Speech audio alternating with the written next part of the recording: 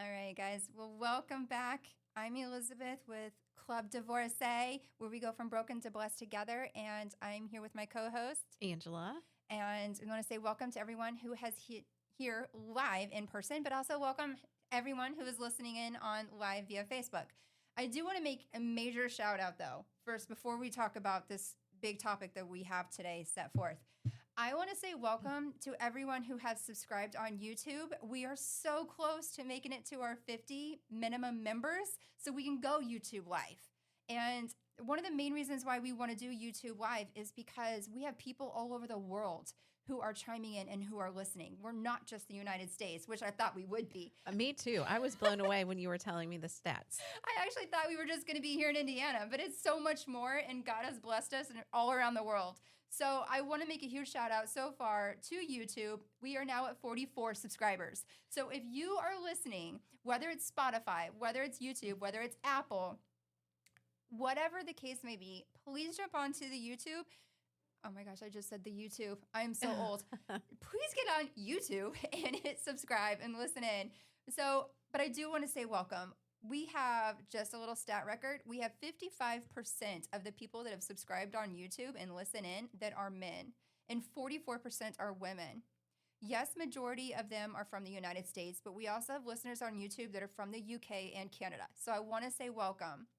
Another really cool stat so far is that we have people who listen in on Spotify and Apple and YouTube, but not subscribed. This is actually from a different software that shows me everything combined all over the world again. So I want to welcome all these people that are listening in from all these other countries. And here we go. We have people from Vietnam. We have Germany, we have France, we have Argentina, we have Brazil, Pakistan, Spain, South Africa, and I don't know if I'm going to pronounce this right or wrong, and I'm so sorry if I mispronounce it, but the Syrian Arab Republic. I can't read it because I don't have my glasses on. But we have people all over the world. But also, I mean, and in the United States, what's so crazy, we have more people in Cincinnati, Ohio, Ashburn, Virginia, St. Louis, Missouri, that listen more than people in Noblesville, Indiana. And we are Indiana-based, in case anyone did not know. We have people from Westlake Village, California, Louisville, Kentucky, some other places around Indiana, which is awesome. Welcome, Zionsville, Kokomo, Martinsville. We have Des Moines, Iowa, Fenton, Missouri, Raleigh, North Carolina. And by the way, I will be in Raleigh, North Carolina next month. And then hopefully I will be trickling down to Emerald Isle for a day or two because I haven't seen the beach in so many years. I would love to go down there. So if anyone is listening in, please reach out because I would love to meet you and actually have a podcast episode down there. Shout out again to, Greenwood, Indiana, Topeka, Kansas, Buffalo, New York. We have Sylmar, I hope I pronounced that right. And if not, I'm so sorry, California. We have places all over Florida. Hilton Head, South Carolina. We have, more places out in California, Panorama City. We have Orlando, welcome. We have Council Bluffs in Iowa, Chicago, Illinois, Salt Lake City, Utah. We have, Hendersonville, Tennessee. I love that state. More cities in North Carolina, South Carolina, Montgomery, Alabama. Let's hear it for East Hartford, Connecticut. We have Santa Fe. We have Boardman, Oregon. We have Gilbert, Arizona, Milwaukee, Wisconsin. We have more cities in California. We have Omaha, Nebraska, and yes, Madrid. We have, Ferretta, Georgia. We have Rensselaer, New York. And let's keep going. We have Novi, Michigan, Woodbridge, Virginia. It just goes on and on and on. Yeah, sounds like they're all over. Yes, Detroit and more Indiana's, Paris. It is just amazing. What? Yeah, we have people all over the world who have chimed in with us. So I want to say welcome. And we're so blessed that you guys are listening in. If you guys ever have any questions, ever want to chime in and give you some feedback, or just want to say hi, feel free to reach out to us, not just on the Facebook or the YouTube channel, but you also can email us at hello@clubdivorcee.com. And I say that because it's DIVORCEE, two E's.com. Hello@clubdivorcee.com. Or again, just leave us the comments. But huge welcome, huge shout out. welcome. We're so happy to have all of you guys. And if you guys haven't subscribed yet to YouTube, please do so. But that's my shout out. So now let's get into some really serious things here. This one is not an easy topic to talk about. It's not fun. I know a lot of people don't like to talk about divorce, much less what it's like to go through it, especially when you're going through it at the present time. Mm-hmm. And this topic is going to be a very hard topic to talk about, which is why we are going to talk about it. I hear it and I see it on YouTube a lot, but you don't really hear it on the streets. Yeah. And I don't know about you, but I don't hear it a whole lot when it's in church. You hear about this topic, but specifically with divorce, Mm-hmm. you don't really hear it a lot. Right. And this topic is about forgiveness. So it's going to hurt. People are going to have this topic in mind. Whether you are going through this, it's going to be hard to talk about. And whether you're newly divorced, might be hard to talk about still. But those who have been divorced for a while, it gets a little easier.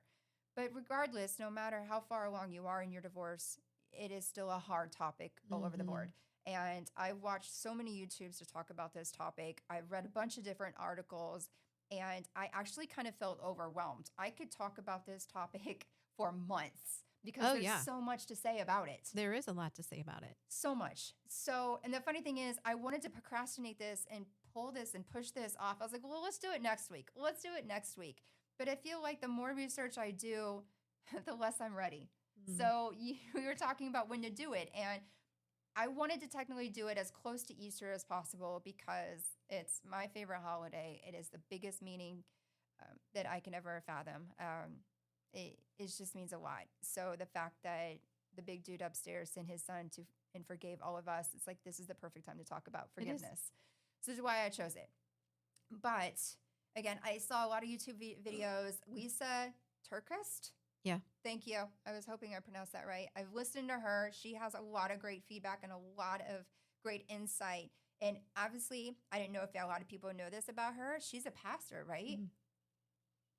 I don't know. She's an author. She's an author. Yeah. She's a divorced author. Yes. And she does go to church and she talks a lot about the book, but she also talks a lot about her insights. I've listened to Joyce Meyer. She has one recently. It was called Just a Little Bit that I was listening to. That one was really good. Mike Winger, I listened to him on the YouTube. And of course, there's other different things. The Bible, of course. Mm-hmm. The Mayo Clinic had a lot of insights for divorce. Of course, ChatGPT had some pretty good insights about it. And there's another article called The Divorce Project, A Path to Forgiveness. So there was just so much. And I can continue on with all the different things to actually talk about when it comes to forgiveness. Mm-hmm. And I kind of got a little choked up too, listening and reading. And it's like, holy cow, this really is a big deal. But it had a lot of cool insights and eye-opening situations and things to think about and topics and so much to do with divorce. So when it comes to forgiveness in divorce, here's some things that I looked up. One of the things to realize and know and remember, forgiving your ex isn't about saying what happened was okay. Absolutely. It's about freeing yourself from carrying it forward, especially after a divorce, because forgiveness is more of a process than a decision that you make just once in your life. It's something that's going to continuously be in your mind. You got to continuously process the forgiveness. It's not like, oh, I forgive you. Okay, I'm going to move on. Right. But that is just one thing to just remember. And it's a process. I think that is what I wanted to circle and underline that word. It's a process. You don't just do it and move on. Right. So how do you approach it? So one of the first things I would recommend, and what actually ChatGPT recommended in this, which was crazy, but ChatGPT knows me. It says, be honest about what you're actually feeling. Before forgiveness comes, truth, anger, betrayal, sadness, grief, and relief typically comes first. If you skip any of those steps, chances are forgiveness becomes fake, and it usually doesn't stick around. Yeah. So go through the pain, go through the process, and eventually you'll actually get to forgiveness.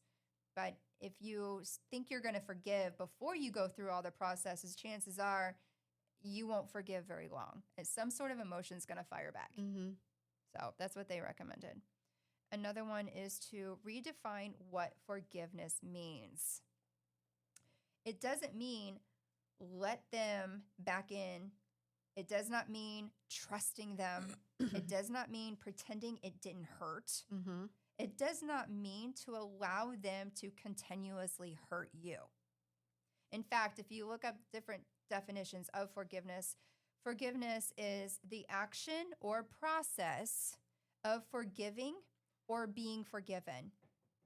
It can also mean different things to different people, but in general, it involves an intentional decision to let go of resentment and anger. Again, it involves an intention. It's intentional decision to let go of the resentment and anger. You're choosing not to let this keep controlling your emotions or your future. So something very deep to think about. It's a process. Mm-hmm. So another point and tip is to separate the person from the pain.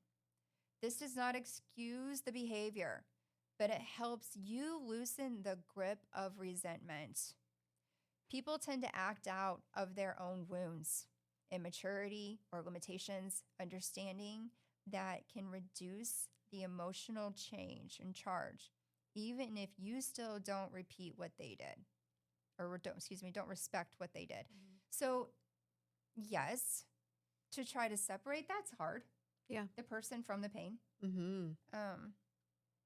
I will add to this as in what helped me separate the person from the pain is to understand, and I try to understand my ex's why. Why is he the way that he is? Why was my biological dad the way he was? I mean, that's something completely different, not about divorce. But learning about how he or she was raised and how even go further than that, learn how their parents were raised. Mm-hmm. So to think about that, my ex's father, he served in Vietnam. I don't think his parents were happy and healthy and didn't have a healthy marriage. And then think about what my ex's mom, well, she got addicted to opioids and she left the state. And she was so aloof that she would send my ex-husband birthday cards 6 months after his birthday. Oh.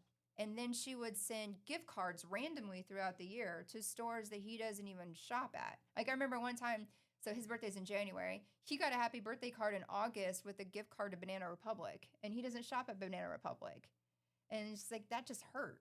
Mm-hmm. But I can see it in his face. He's looking at it and he's just, okay, so that's got to hurt. That's got to be painful. Yeah. So I would add definitely separate the person from the pain. The person, there's a reason why the person is the way that they are. There's a reason for it. And then sometimes you got to even think back and it's like, how is this person, how was he or she raised? What was that home life like for them? What was their parents, what were their home life like? Because it trickles down. There's got to be a deeper reason and deeper meaning. And that actually helped separate my personal experience from the person from the pain. Pick and choose your battles. Been divorced so many years now. And yes, things still get irritated with each other, but pick and choose your battles on that one and bite your tongue. But when it comes to forgiveness, I forgave him more when I did my research and looked at the why and looked on how he was raised. Because I actually felt bad for him. And that's not making an excuse No. for their actions Correct. or what they've done to hurt you. That's not making an excuse. It's just an understanding. And I think when you are able to better understand someone, you're able to forgive them. And forgiveness isn't for the other person. Forgiveness is for you. It's something internal. Like you don't even have to go to that person and say, I forgive you for what they did. It's an internal process that you are actually going through so that you're able to release all of that resentment that you feel or that bitterness that you're feeling towards that person or the replaying of the scenarios or what happened during the course of your divorce. That it's for you. It's not necessarily for them. Right. Yeah. Right. Yeah. So definitely, I think that's one of the biggest things about learning and actually learning about how they were raised to decipher that and helps you actually do separate the person from the pain. Another tidbit, it says to let go in layers and not all at once. You'll probably forgive, but then you'll probably feel angry. And again later. And that's completely normal, just FYI. It's okay to cycle through. It's okay to go from acceptance to anger to peace to grief. And guess what? You're back again. You're going back again from acceptance to anger to peace to grief. That's okay. You're not psycho. Nothing is wrong with you. It is completely normal to feel that way. And each time it happens, pay attention to it because 9 times out of 10, it is noted and it is studies do show that the intensity of those emotions decrease.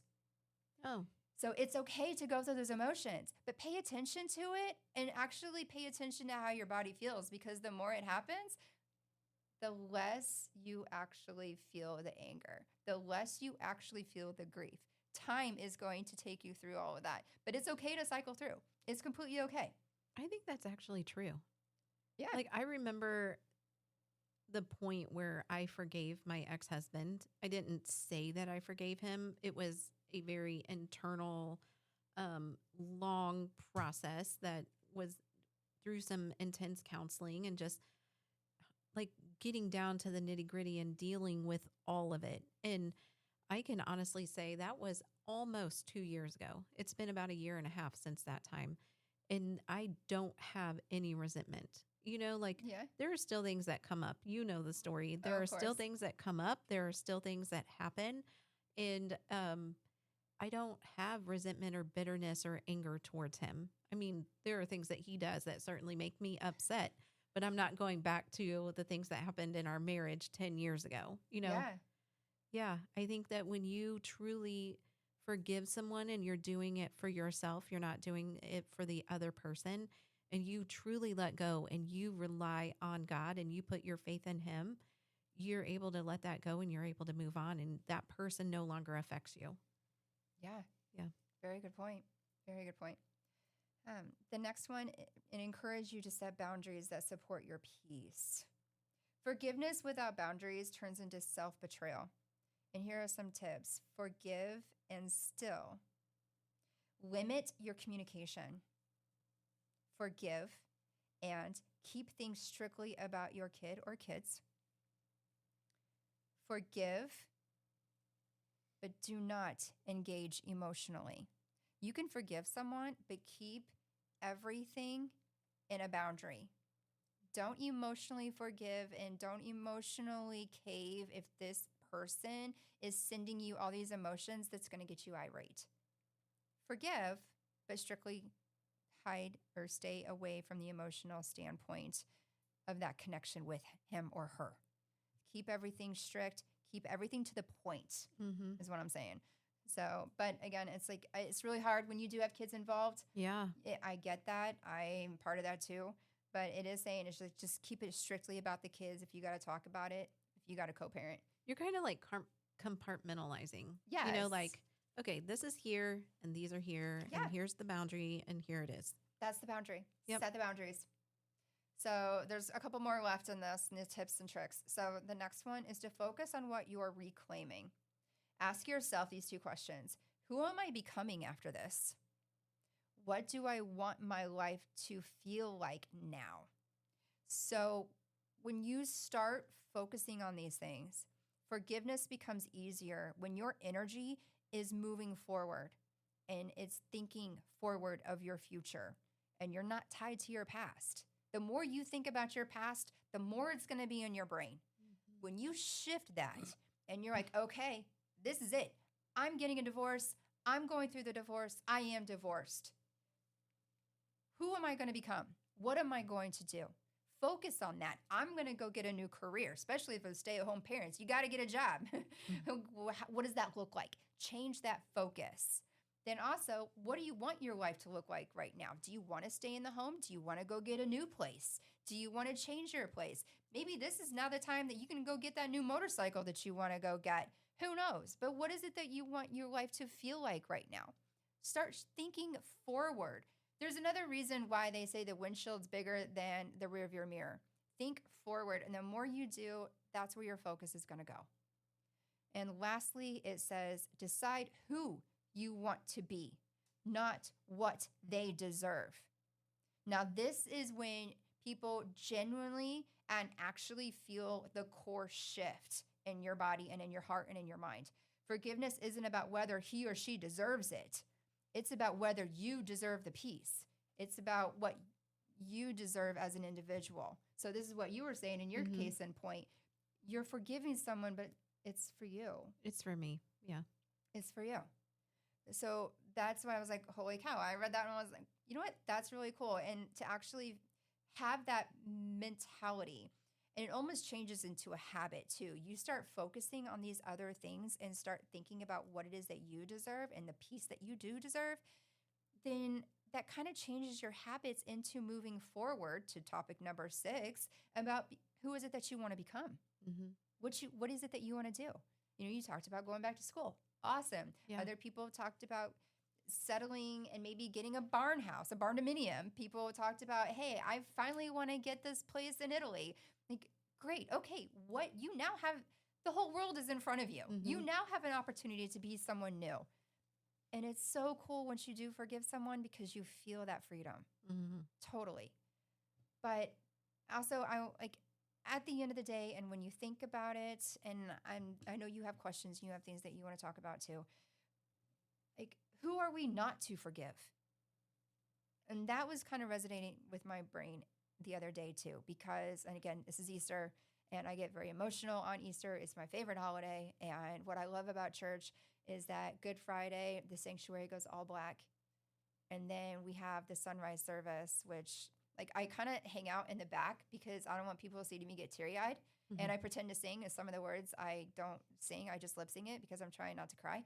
But I watch the sunrise service and I'm just like, holy crap. Jesus freaking died for us. He took a nail and got it through his hands. Not just one, but both. And then his feet. And he just hung there on the cross. And he knew it was going to happen. He knew it. He willingly walked in on their donkey on Palm Sunday with all these palm leaves going down and just praising him. And he voluntarily goes and does this. And I'm like, holy crap. He died for us. Like, if this dude can forgive me, who are we not to forgive people? Right. And at the end of the day, we're going to point fingers and zoom, zoom, zoom, zoom. I feel like I'm a cowboy right now. But we're going to point fingers, and there's 3 fingers staring back at me every time I point at someone or something. What does that say about us? Who are we to not forgive? And what's so interesting, did you know that forgiveness is mentioned in the Bible 127 times? I didn't know that. It is mentioned 89 times in the Old Testament, 37 times in the New Testament, and it's even in the Lord's Prayer. You know, that one big prayer that we're supposed to be saying to ourselves and to God every morning when we get up and every night when we go to bed? Forgive. Forgive. Do you happen to have that prayer up on your screen by chance? I do have a couple of other not prayers, but I do have a couple of other references that Jesus modeled forgiveness even in his deep suffering. And it says in Ephesians 4:31-32, get rid of all bitterness, rage and anger, brawling and slander, along with every form of malice. Be kind and compassionate to one another, forgiving each other just as in Christ God forgave you. Matthew 6:14-15 says, if you forgive other people when they sin against you, your heavenly Father will also forgive you. But if you do not forgive others their sins, your Father will not forgive your sins. And Colossians 3:13 says, bear with each other and forgive one another. If any of you has a grievance against someone, forgive as the Lord forgave you. Even Jesus forgave, but he also set boundaries like we've been talking about, and he walked away from people. He didn't entrust himself to everyone. So just because you're forgiving somebody doesn't mean that you're saying, it's okay the way that you treated me. I'm going to go ahead and let that continue to happen. No, you can forgive somebody and set that boundary and go ahead and say, no, I forgive you for the way that you treated me or what you have done to me, but you can no longer treat me like that again. That's okay. Yeah, totally. But I did pull up the Lord's Prayer. Our Father, which art in heaven, hallowed be thy name. Thy kingdom come, thy will be done in earth as it is in heaven. Give us this day our daily bread. Give us our direction, Lord. Lead us and forgive us our debts as we forgive our debtors. And lead us not into temptation, but deliver us from evil. For thine is the kingdom and the power and the glory forever. Amen. It's in the daily prayer to forgive. It doesn't say, listen to your mom and dad. It doesn't say any other of the commandments that Moses came down with, but it says to forgive. It's like, God, forgive us and then forgive everyone. Like, we are to forgive. And I just think it's so crazy. It's like, it's the hardest thing to do. It is the hardest thing to do, especially in a divorce, is to actually forgive. And did all this research and I'm just like, holy crap. It's really it's in the Lord's Prayer. It is in the Lord's Prayer. It is mentioned so many times in the Bible. And and then Jesus even said, forgive what, 77 times 7? Was that right? Yeah. Or 70 times 7? 77 times 7. 77 times 7. 77? Forgive. Well, now you got me questioning. I thought it was 70 times 7, but I could be wrong. You could be right. But it's just, It's a lot. it is a lot. It does not mean, and I've said this already, and I know you've said it. It does not mean forgive a person who constantly hurts you. It doesn't mean, oh, you're going to do it again. It's okay. I'm going to forgive you. Both sides, right? Like, oh, I've been forgiven. I can go do it again. I've been forgiven. I can go do it again. No, no, Right. It's not acceptable. And of course, the other side. Oh, well, this person hurt me, and I forgive them. They know it. They know I forgave them, and then they go and repeat it. Like, that's not acceptable. So in your case in point, stand that boundary. Yeah, But you got to put that boundary down. it's a hard thing to do. It absolutely is. And yeah, like, it's hard. It is very hard. But I know you had some other questions, but one of the things that I listened to, and I was like, holy cow, this is another reason why it makes it hard for those who are suffering, for those who are hurting. They're probably waiting. And it's funny because it didn't even hurt me. And it's like, I'm trying to hold back here, but it didn't occur to me until I listened to this in the video. All people want to be heard is that they're sorry. And people, they hurt, and hurt people.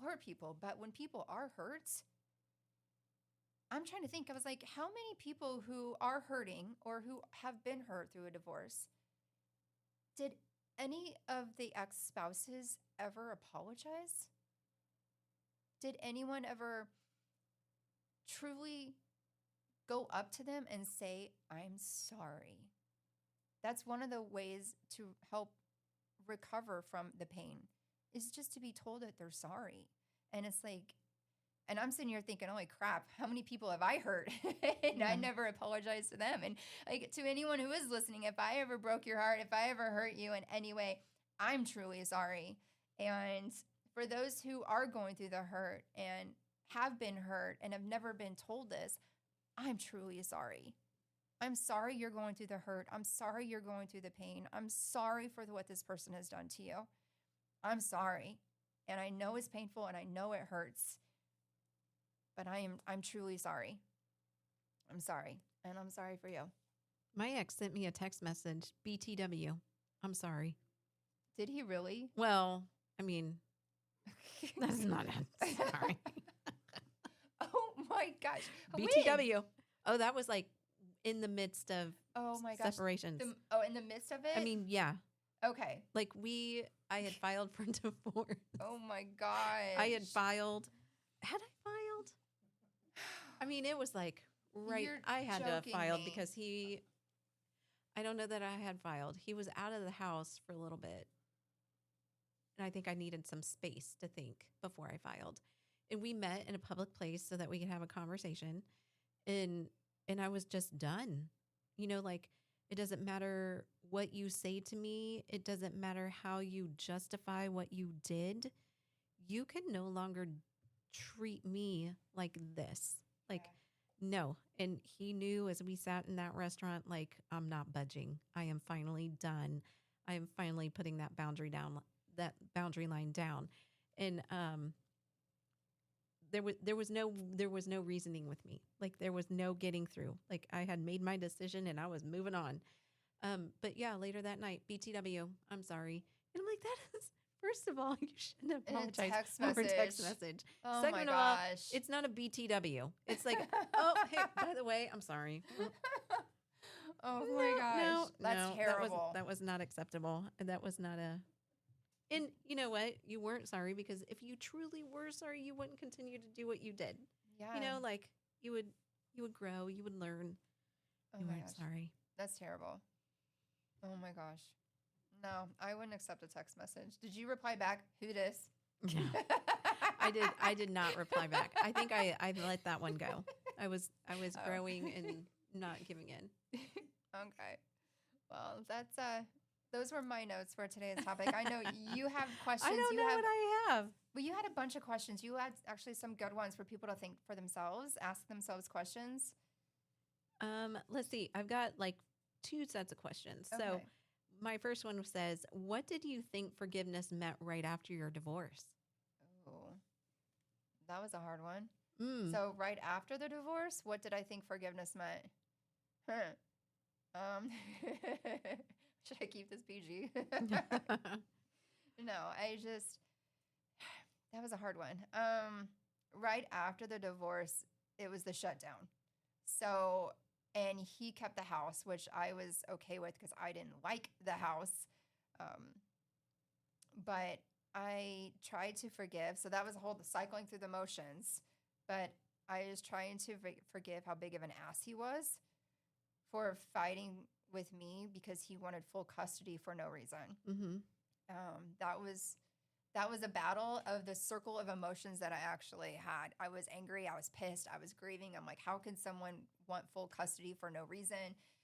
How dare him say that my MS was taking effect and I'm an unfit mom? I'm like, it cycled through. Then I'm like, I forgive you. And then, of course, I get pissed off again because he was so controlling still right after the divorce. In fact, it got so bad one point. We were doing a co-parenting counseling session with our son. So our son was actually at his dad's that day when we were doing the co-parenting counseling session. And we had to do it virtual because of the shutdown. And he was so controlling. I kid you not. I got so mad on the call and I said, please do me a favor. I'm like, get laid. Go get laid. Leave me alone. Stop controlling me. I moved into an apartment and I'm like, I am on my own. We are divorced. Our divorce was final. I'm like, go get laid. And he's going, I am getting laid. Oh my gosh. I'm like, I don't care. Leave me alone. So I'm like begging him and begging him. I'm like, just leave me alone. Stop controlling me. And here I am trying to forgive. I really struggled with it afterwards. It didn't take me for a couple of years to finally truly understand forgiveness and look beyond him to really understand how his parents raised him and much less how his parents were raised. That's what really brought a better understanding of my forgiveness for him. So I really struggled with forgiving right after divorce. I was so pissed. I mean, he was so controlling.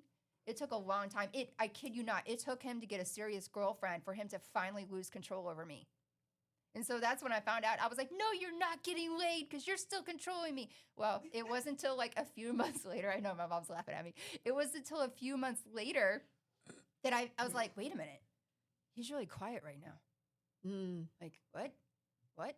And then he would say, hey, I got to go out of town this weekend. Do you mind having Austin? Like when it's not my weekend? Of course I'll have him. Of course. I'll take him as many times as I can. 70 times 7. I will take my son as many times as I can. And I noticed, I'm like, wait a minute. He's being nice to me. Wait a minute. He's not arguing with me. Wait a minute. He's not asking me like about my car. He's not asking me about my house. He's not asking me what Austin's doing 24 times a day. I'm like, I think he really is getting laid. And then not long after that, my dad sees them both walking up and down an aisle at Lowe's. And I'm like, yes, he has a girlfriend. I'm like, he could leave me alone. Oh my gosh. But it was really hard. I could not forgive right after the divorce. I really, really struggled with it. Yeah, it was really, really hard. I had to go through the process. But yeah, it took a long time. So I totally get the pain. I get the hurt. Not once did he apologize, Well, yeah. ever. And he still hasn't to this day. He thinks he's right. He thinks he's right on everything. Yeah, so to this day, he hasn't. He hasn't apologized. But that's okay. I don't need an apology from him. I've accepted it, and I thank God for what he has done. I thank God for all the opportunities that have been given to me since the divorce and the life that I now have. So we have a house, a yard, we have a reliable vehicle that takes me to all 4 of my jobs. We have food on our table. We have a roof over our head. We have clothes. God has supplied us, and he has surprised me about being a single mom and raising my son. And he's provided things that I never thought I would be able to have on my own. When you get hit with the divorce papers and your lawyer tells you the very first thing to do is to get a job and you have no idea what to do, what's amazing is when you put your faith in God and the change that really does happen. Yeah. So that's what I'm amazed for. And now I'm grateful. I was like, I don't need an apology from him at this point. Right now, I'm just like, we're co-parenting, pick and choose your battles. But I forgave him and I moved on with my life. Again, as mentioned before, there's a reason why the windshield is greater than the rearview mirror. Yeah. And so moving forward, it's been a blessing. But what about you? What did I think forgiveness meant right after my divorce? Oh, I thought forgiveness meant accepting what he had done and accepting the pain that he had caused, and then just rolling over and allowing that. That is truly what I thought that forgiveness meant. And if you would have asked me during our divorce process, I probably would have told you, oh, yeah, I forgive him. Oh, yeah, I forgive him. Because that's the Christian thing to do. It tells us in the Bible. Yes. God tells us we're supposed to forgive. We're supposed to forgive. And I would have definitely told you that I forgave him for all of the hurt that he caused. But it was in 2024, the fall of 2024, I was blessed with a sabbatical. I'm on staff at our church. And I remember that. They Missed were, you. I missed everyone. But I will tell you, I was blessed with a sabbatical. And I think I was gone 3, maybe 4 months.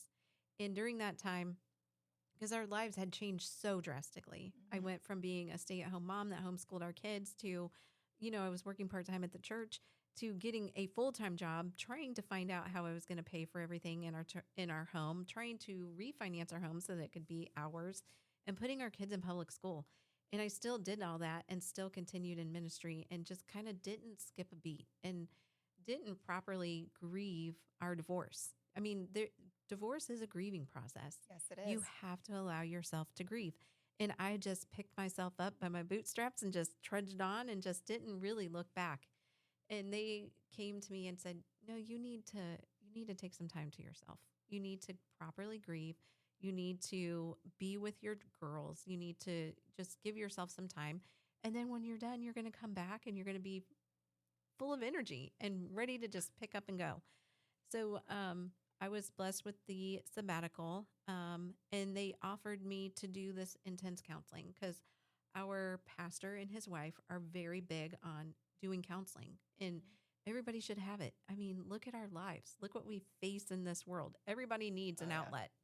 So I did this 2-week intensive where I met with these women, and they were absolutely wonderful, caring, loving ladies. I absolutely adored them. And during the process, they were like, okay, what do you want to talk about? And, it was all virtual because I think they were in Oregon or Seattle or somewhere over there. And they were like, well, what do you want to talk about? And you fill out this little questionnaire. And they're like, have you forgiven your ex-husband? And I'm like, yeah. And they're like, well, we don't think you have. And I was like, well, what do you mean? So that's really what we focused on. That was like the bigger part of our conversations for 2 weeks. And I will tell you that they finally told me that this is where it came from. Forgiveness isn't for him. Forgiveness is for you, because you're still holding on to the hurt. You're still holding on to the pain. I mean, when I would talk about it, I would cry, and I'm not a crier. So I would choke it back up, and I was not dealing with what he had done and the pain that he had caused. And they're like, you have to let that go. Because if you don't, you're going to have so much bitterness. You're going to have so much resentment. And as a pastor, I'm like, I can't have bitterness in my heart. I can't have resentment. Like that's not okay.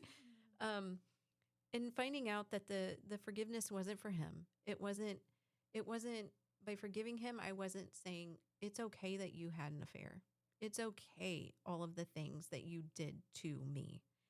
That wasn't what forgiveness was. Forgiveness was me saying, I'm no longer going to hold on to my anger.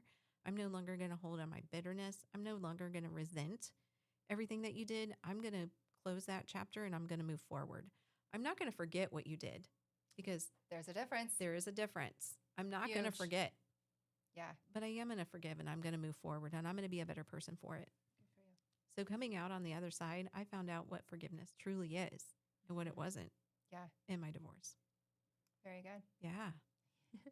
You had another question? What was the moment, or was there a moment when you realized you needed to forgive your ex? Gosh, not one specifically. It continuously occurred. Yeah, I don't know. There wasn't an aha moment between him and me. My aha moment was listening to a YouTube video about a Bible verse and about church and about forgiveness in general. I struggled a lot with forgiveness of my own biological dad, and I don't listen to him. I'll put it that way, and there's a reason for it. But Joel Osteen had a book, and one of his very first books, chapter 7, was forgiveness, and that took me years to read. Years. I would pick it up, I would stare at the word and stare at chapter 7, and I would close it. What was the book called? I'm sorry. I You don't even mentioned Joel remember. Osteen and my head went. I don't even Squirrel. remember. I don't even Okay, remember. sorry. It was one of his first books. And this was before he became the person that he is today. But I remember it, and I really struggled. I would read one sentence and be like, I can't do this, and close the book. And then fast forward, I'd read a paragraph and like, I can't do this, and close the book. So I really struggled with just forgiving my biological dad, much less when all this happened with my ex. I wouldn't say there was really an aha moment because there was so much resentment that I went through right after the divorce. I mean, he took me to court again. I want to say is maybe 6 months later after the divorce. Because he was like, oh, well, there was something wrong with the dryer vent. Now the dryer's damaged. No, there was something wrong with the water softener tank and blah, blah, blah. And I'm like, okay, so how was I know that there was something wrong with the dryer vent? I'm like, I'm a girl. I don't do handy dandy work. I call my dad. But nonetheless, the dryer didn't come on and a light didn't come on and say, hey, there's a problem. So how was I to know? Or how about the water softener tank thingy? Like, apparently, I didn't put salt in there for a certain amount of time. And I was like, okay, so I've lived in condos all over Florida and all over Indiana. And I was like, I was never really a homeowner because I'm very finicky like that. I never wanted a master bedroom on the first floor of a house ever. So I wanted condos. I wanted high rises. So what was I to know about a soft water tank thingy and like putting salt in there? So like during the whole time of the separation, as we were going through the divorce, I didn't know I was supposed to put salt in that. Well, yeah, if he did it, why would you know? I never saw him do it. I didn't know. Exactly. I never knew about it. So anyway, he took me to court for this, and even the magistrate was just like, he was looking over at him and he goes, I love my wife. She's a great cook. She folds that laundry so well. She wouldn't know a thing if something was broke in the dryer. And then he continues on, and sir, I love my wife. She doesn't know how to put salt in the saltwater tank. And I'm just sitting here going, thank you. And I'm just like, see? So even like 6 months after the divorce, I really struggled with it all. So I don't know that there was really an aha moment between him and me. I think the fact that he finally had a girlfriend and he was getting laid and he left me alone, I was like, I think if anything, that would be my aha moment because he finally left me alone. Yeah. And the only thing he had to say was regarding our son. Yeah. I'm like, thank you. So that drew that boundary. I'm like, okay, he has a girlfriend. Thank God. I can move on with my life. Right. So if I had to say that was an aha moment, that was my aha moment. I was like, okay, you're finally letting go. I can finally move on. So Mhm. I can actually finish the process and actually forgive the situation. Yeah. It maybe took at least a year, maybe, for me to finally sit back and be like, okay, this is what it is. Accept it for what it is. Move forward and forgive.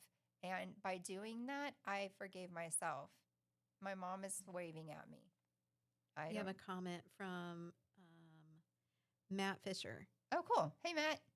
He says, my ex contacted me after 3 years recently after walking out on me and my family, essentially destroying my faith in just about everything. She was looking for reconciliation, and this was my response. That would not be a good idea for me personally. It has taken me a really long time to get to where I am at with everything. I've been to counseling to help manage everything that I was feeling, and I have found my own peace and closure through that. Good for you. I have learned to forgive you and to forgive myself for my mistakes and shortcomings. I want you to know that I have no hate, ill feelings, or anger toward you. I know everything that you have been through prior to our marriage and have deep empathy for that and know how much you struggled with all of it. But I don't think opening that chapter of my life again would be good for me. I'm truly sorry that your recovery has been a continued struggle and hope that you find the healing and peace that you need. This was healing for me, and I know she realized I was everything she wanted and needed to be happy. It gave me closure to that chapter in my life. Forgiving her was the hardest thing, but have been blessed every day since. Hard to understand without context, but taking the high road is the only way. Good for you. Yeah. Good for you. Good And for thank you you. so much for sharing. And I think that's That's great that awesome. she reached out too. Yeah. Hopefully that was closure for her. She obviously didn't get what she wanted, but hopefully that was some closure for her. Yeah. Yeah. That's awesome. Thank you But again yeah, for sharing. taking the high road is definitely the way to go. Mhm. Good. I would absolutely say so. How has forgiveness changed your parenting Um, or your peace? I'd say my piece. Well, I'm so much of a go-getter. I think it drives my son crazy sometimes when all he wants to do is sit, and I'm like, no, let's go, let's go, let's go. But as a parent, I think I try to role model. I try to demonstrate. And of course, going through the divorce, you can't talk bad about your other spouse in front of your kids or to your kids. Right. So I bit my tongue every time. I've never said anything bad. In fact, my son is running around here somewhere, and if he's eavesdropping, he'll know that too. And he'll know I've never said anything bad about his dad, unless it's a really crazy haircut. And I'm like, well, good thing it grows back out after a few weeks. But I don't say anything bad about him as a person. And that's one of the things I'd say when it comes to forgiving and demonstrating that to my son. This actually happened not too long ago, but I was driving him to school, and this Prius pulled out of housing condition and pulled right in front of me. I was so livid. And I'm like, okay. So I'm like, this is a moment. This is a parenting moment 101. I had to slam on my brakes. It was that close of an accident that could have happened because he peeled out that fast in front of me. And the speed limit on that road is 35. And I'm like, okay, I was going 35. I'm like, I'm taking my son to school. It's in the morning. And I had to slam on my brakes. And then Austin, my son, was like, are you going to flip him off, Mom? I'm like, no, I'm not going to flip him off. My son is 9 years old. I'm like, what do you know about flipping off? He's like, not even what is it, the Japanese finger? And he like lifts up his pinky. I'm like, we are not flipping a car off. I'm like, we give him grace, Austin. Maybe he does have an emergency. Maybe maybe he broke his leg, or maybe there's a pregnant person in the back seat and he's rushing to the hospital. Like, we don't know someone's why. Who knows? Maybe he just left his house and he has to take a really big crap and he doesn't want to make the U-turn. I don't know. I was like, but give him grace. I'm like, so it's a prime example. So I kind of try to live, and when things happen, I try to take them as an opportunity. Yeah.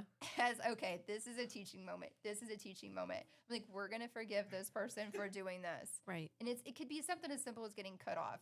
It could be something as simple as, just someone being rude, which happens all the time. Yeah. You don't know their whys, but mean people can be mean to others. And how do you respond to it? So it kind of became a good teaching lesson and really makes me think about opportunities to teach my son. And in fact, it's funny, he knows, and he's been snooping around knowing that I've been doing research for this for over 2 weeks. And he actually asked me yesterday. He comes up and snuggles on the couch, puts his arm around me. He goes, "Mommy, are you mad at my daddy?"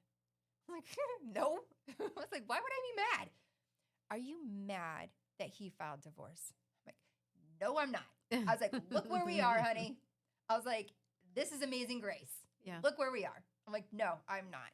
So I do my best as a parent now just to teach my son about opportunities on what would Jesus do. Mm. I got him that bracelet. I wear mine from time to time. I have a cross bracelet that I wear all the time. And it's like, what would Jesus do? And that's the thing that I try to teach him. Forgiveness is a hard one, but I try to do that too. Yeah. So just more opportunities. Right. Yeah. Has it changed anything for you? Um, I know it's Yeah, probably hard I to got- do. And it's probably hard to do outside looking in because you're a pastor, yeah. right? So like you got the pressure on you. Well, yeah. I wasn't thinking about that. It's true. All Um, eyes are on you, pastor. You know, I think how it has changed my parenting and being able to forgive my ex-husband is at the beginning, I am sure, looking back now, because I know I wouldn't have admitted it then, there was a lot of anger and resentment and probably honestly hatred towards him. So I'm sure if my kids ever said anything or asked a question about my ex, my responses were anything but Christ-like. I think that since I've been able to feel forgiveness for him, have an understanding of who he is as a person, even though I don't like who he is as a person. But to have a better understanding of who he is as a person, I'm able to have those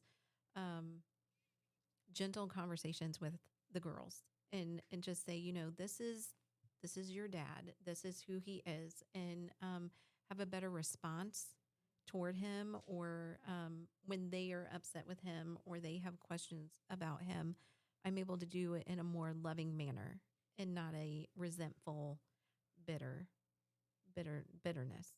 Yeah, you got to put yourself in check, and you're able to do it more with love, but firm boundaries. Yeah. Yeah, And that's got to be hard too because your kids are older. yeah, they are older. It's older. So younger kids, yes, they sense it, they feel it, they know. But Mhm. older kids, they see, they know, Oh, they know understand a things lot that you don't more. even think that they know. Yeah. Yeah, Mhm. and they got Google. They can find things out for themselves. Oh, my son found Google too. I mean, it can be detrimental. Like, oh, how'd you Yes. find that out? Yeah. Yeah. Kids are Yeah. smart like that. Yeah. Funny. I got another question. Can Yeah. you forgive someone who never apologizes? We talked about that just a little Yeah, while ago. What about that did. person that never apologizes? I've learned to forgive. And I think a lot of that actually gives credit to the word. It gave credit to the Bible. I held resentment for people, like even like I said, my biological dad. He's laying in the bed that he made. He wrote a letter years ago. I want to say, 2010. He wrote a letter to a longtime girlfriend that he had. And she showed up when I was working at Tommy Bahama's with his letter and a dog tag that said Roman Catholic. And I'm like, I don't think I know you, but I don't know you. And she pulled out the dog tag. It said Roman Catholic, and it had my biological dad's name on it. And I was like, he's atheist, isn't he? And she goes, not anymore. He remarried again. She was Catholic, and he converted. And anyway, he wrote a suicidal letter, and it was interesting to read. But he's not once apologized to me. And he has not once apologized to my brother. And I'm very certain he has not apologized to my mom, the one person that he should have done in the first place. My ex is never going to apologize. My ex-boyfriend who put me in the hospital with a concussion is never going to apologize for that. There's a lot of people who don't apologize for their things. There's a lot of people who won't. And one of the sayings that I have in my life is that no matter what happens, it can't take away my birthday. You can hurt me to the core. You can try to bury me like my ex's lawyer, who was a hypocrite, and try to stomp on the dirt, even though he tried to bury me in there and stomp on it. I was like, you can do anything you want to do. You can beat the crap out of me. You can take stuff out of my house. I've been robbed in my sleep before. But at the end of the day, my birthday is still June 5th, no matter what. And reading the word and learning how important forgiveness was, and was one of the things that I struggled with. I was like, okay, I got to learn this. And I got to really hone in on this. And the fact that it's mentioned that many times in the Bible, Yeah. I was like, oh my gosh. I was like, I really need to get right with this. And that, I think, also healed me in a way that I never thought I would actually feel. Like, I thought it was okay. I don't need to forgive someone. Just like move on, forget them, F them, and whatever. Right. But it's like as you start maturing through the word and start understanding the word, then you start understanding the importance of forgiveness. Mhm. And then you start learning the importance of forgiveness for yourself. Yeah. So that is what helped me learn to forgive.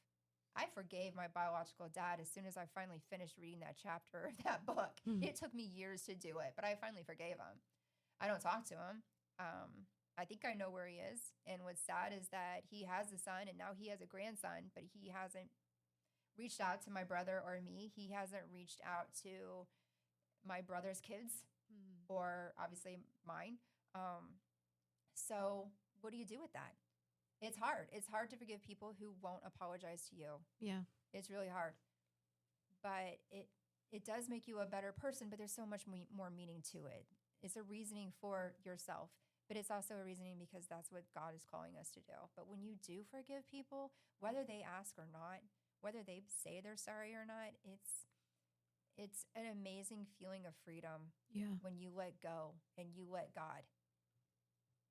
Yeah. That's what I got to say about that. Mm-hmm. I say, so I'm choosing forgiveness, not because he deserves it, but because we deserve peace. We do. Yeah. We deserve to move on. Everybody who's hurt deserves to move on. Absolutely. Do you have any other questions? No, that's all No? I got. Okay. Well, it was really good. One of the other things that I listened to on a YouTube, it was a very short video, but this person mentioned broken crayons still color. Mm-hmm. So I wanted to end on that because one of the other main reasons of our why, if anyone ever listened to the very first podcast, is because we've all been broken. I've been broken. You've been broken. Everyone on this podcast, anyone who has come to the podcast, anyone who listens in through all over the world now, thank you very much. Like, we've all been broken, regardless of how, regardless by whom, we've all been broken. And that is why we have the slogan that we have. We are from broken to blessed together. And to be together, we're here for each other. We all still color. We're all still going to color. And we're all going to be okay. We will all be okay. So forgiveness, it is hard to do. It is a must, but not for them, but for you. And that's what I wanted to conclude with. Anything else? Mm-mm. Okay. Now, usually I say thank you for joining us. Do we have any more comments before I conclude this? Oh, your mom asked a question. Oh, Mom, you're standing right here. You could just stand up and talk. I even have a microphone. She says, do you feel closer to God because you have gone through this? Grow in maturity with God. Like the song says, would you have come back to me? That's a good question. Do you want to answer that one first? I mean, I think that when you forgive, you can't help but be closer to God, especially when you're truly forgiving someone. And forgiveness is letting go and truly surrendering yourself to God. So that would have to bring you closer. Yeah. That's a good one. I would definitely say yes to that too. Right. So that's how everything becomes a blessing in your life. Like I said, that windshield is bigger than the rearview mirror.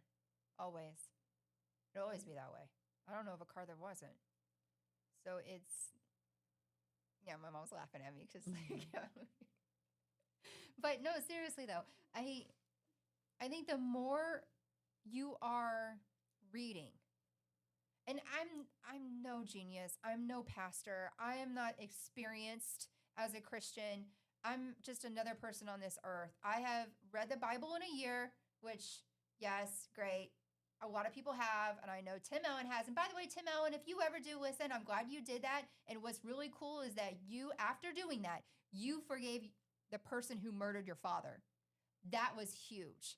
And so I praise you for that. So Tim Allen, if anyone's ever friends with him and wants to invite him on the podcast, or better yet, have him subscribe to our YouTube, that would be awesome. The home improvement guy? Yes.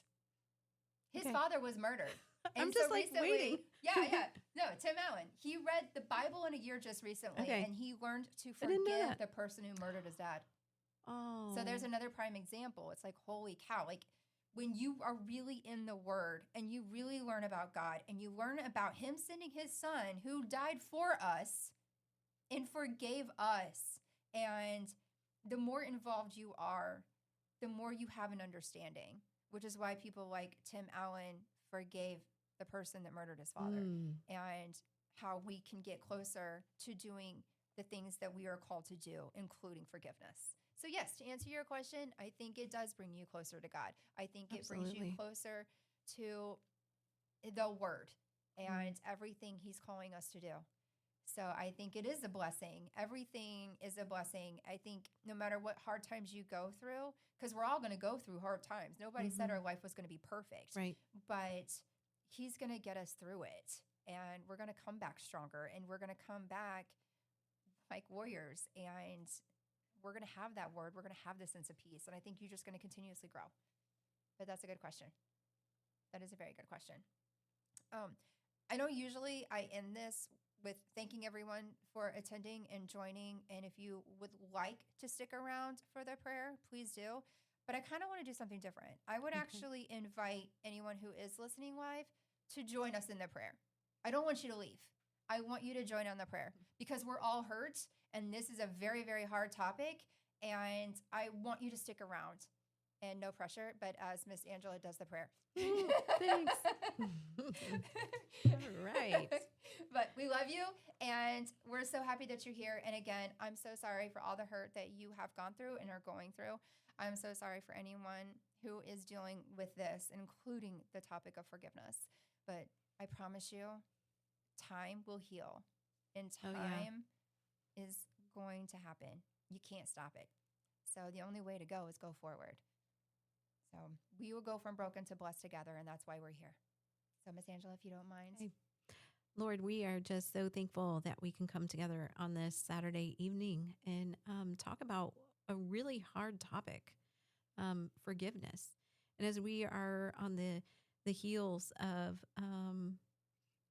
Easter, we're just a weekend of where you sacrificed your son on the cross, and he gave the ultimate penalty for our sins and the truest act of forgiveness that anyone could ever take upon themselves. We pray that anyone out there listening that is having trouble forgiving what has been done to them during a time of divorce or in the act of their marriage, Lord, that you will just place people in their path that can come alongside them and pray with them and help them see that holding on to forgiveness only harbors resentment and anger and bitterness, and that you can't truly move forward until you have let go and you fully surrender yourself to Jesus and just acting and fully relying upon you. Lord, we just are so thankful for the word that you have given us, that we can find all of the answers that we need into any situation. It's right there in your word, and that we can totally and certainly rely on you. Until next time, amen. Amen. Thank you again, guys, for joining us. Until next time.